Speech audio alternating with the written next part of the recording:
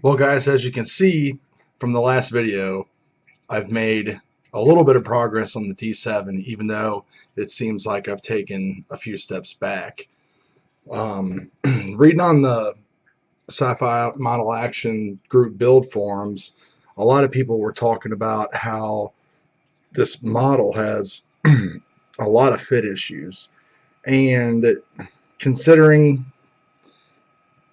its size, and how many pieces it is, it shouldn't. It's a snap kit. I went through a bunch of the steps, taking care of all the parts, cleaning them up properly, drilling out the snap post hole, the guide post holes, so I had more wiggle room as far as aligning the parts up.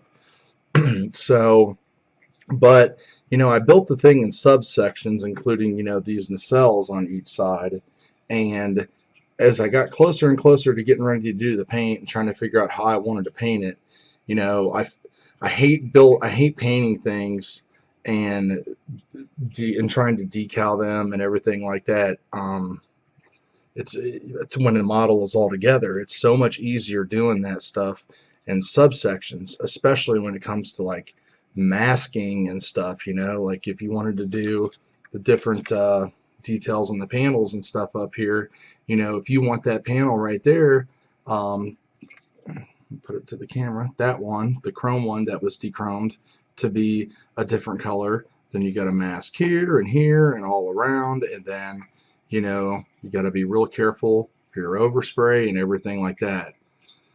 But everybody was talking about the gap issues and stuff like that, and the closer I looked at it, I basically was like, well, time's running out. I'm gonna put these things together and see what happens, especially because I kind of decided on my paint scheme. And what I ran into was just a brick wall and a mess. So what I've done, is I cleaned up these edges of the pin alignment pins and the cells so I could get them in there really good.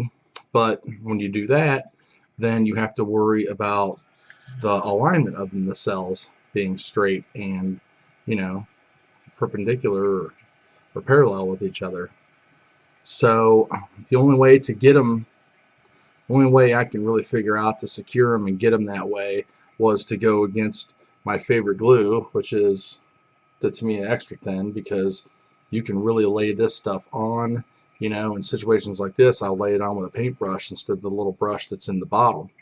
So instead, I went with CA and CA Kicker. So that way I could position it, stuff that CA in there to try to do something with that gap, spray the kicker on there and get them to stay. So when I do that, the CA comes out a little bit and dries a lot harder than the Tamiya Extra Thin does. So when you go through and apply your Bondo to your seams, you get those round imperfections and stuff. So I've just basically been working through these seams now with the Bondo, and they feel pretty good. I still have more sanding and stuff to do, but as you can see, I've made quite a mess here, which basically leads me to another tip of the day, which is when you're applying this stuff, you really need to use the smallest instrument you have to apply it, whether it be toothpicks, cotton buds. I have, these little trawling tools, but these things are just too big. You just create so much work for yourself when you're trying to fill a gap that big and it ends up being that big. And if you can see, well, the cleanest one I did was one of these on top. I actually masked the area, so I didn't have as much to clean up. But then when I went back through to put my last coat on, I just kind of wiped it and smoothed it down with my finger because there wasn't much on there at that time. So I guess the big thing is, when you're using this, which this is, I'm pretty convinced that besides using the AB's epoxy sculpt, that this is the best way to go right here. The grain in this is just so much bigger than the grains that you'll get in like a Mr. Surfacer or even the Squadron putties, that it just fills the gaps. You basically just get more gap filling and easier sandability per every squirt than you would with any of that stuff.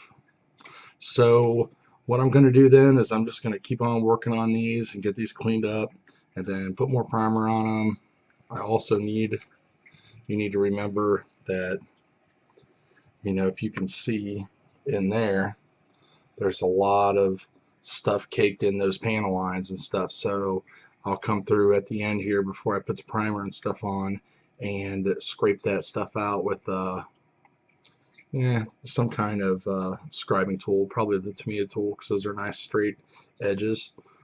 So when that's done, then get the thing reprimed again and get moving on the paint, because I'm running out of time here. This group build's winding down.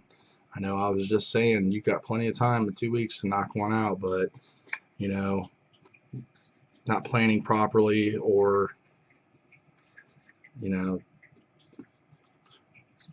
working on I should have been focused a little bit more on this one, I guess. I just didn't really think that it was going to be that big of a deal, because like I said, I was going to paint it.